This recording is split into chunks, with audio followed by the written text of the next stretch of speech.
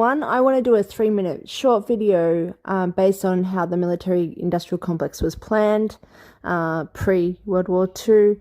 Work that I did in April this year, but I am adding some commentary to Ali's work on MIT and Raytheon and Chomsky and the military complex that was all interrelated and affiliated with one another, how these systems actually were created to allow that to happen.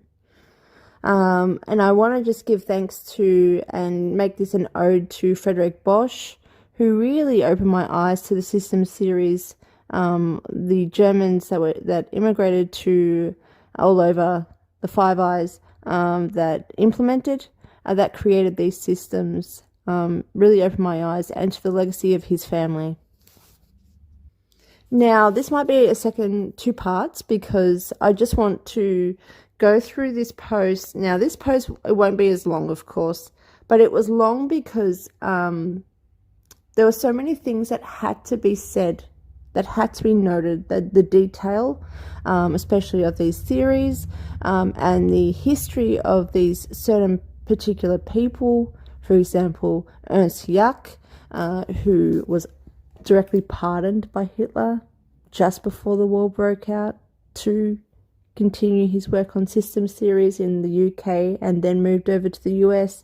Very, very interesting people to add here. This definitely will be 2 parts. So I just had to, I'll send you a link to this post so you can read it in full and digest it however long you want to take it in for.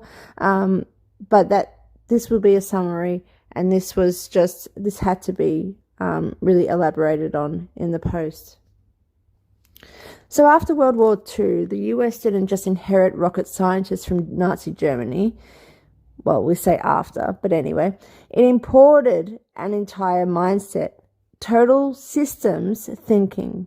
The idea that you can manage not just armies, but whole populations, economies, and narratives. This was no accident. It was an imperial plan to replace old territorial empires with a technocratic one.